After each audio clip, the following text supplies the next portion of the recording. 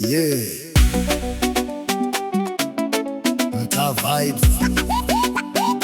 Wanasema ukweli una gharama, na leo tunalipa hiyo gharama. Mkweli, nasimama kama nilivyo.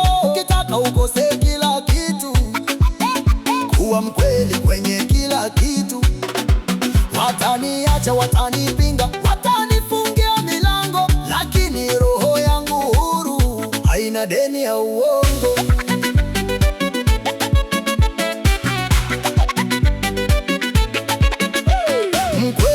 Mkweli, sitavaa sura mbili.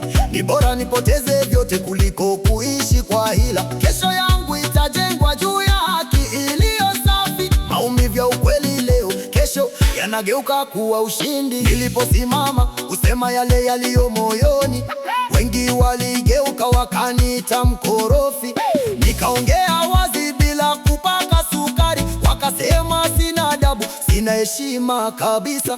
Rafiki wakaanza kupotea kimya kimya, ndugu wakaanza kuniangalia kwa mashaka. Kisa nilikataa kuvaa sura ya bandia, nikachagua ukweli leo, kesho yanageuka kuwa ushindi. Mkweli, nasimama kama nilivyo. Ukitaka ukose kila kitu, kuwa mkweli kwenye kila kitu.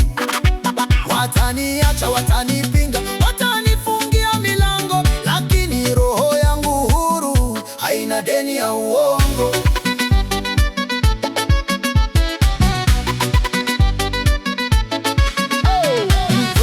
Mkweli, sitavaa sura mbili.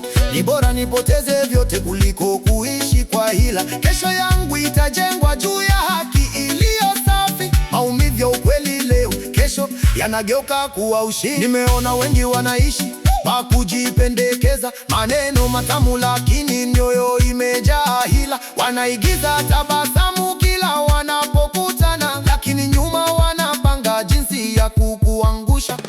Mimi nikasema ngoja niwe halisi, nikasema kilichopo bila kupepesa macho. Wakanifungia milango mingi kwa chuki, lakini nikapata amani ambayo haipimiki. Kama dunia inataka niwe na sura mbili, mimi nachagua kubaki na uso moja. Herini nipoteze kila kilicho cha uongo kuliko nipate vyote kwa maisha ya kujificha. Moyo safi ndio ushindi wa mwisho. Hata kama leo ninaonekana mpweke, kesho historia itahukumu kwa haki, na ukweli wangu utaishi milele. Mkweli, nasimama kama nilivyo. Ukitaka ukose kila kitu, kuwa mkweli kwenye kila kitu. Wataniacha, watanipinga, watanifungia milango, lakini roho yangu huru, haina deni ya uongo.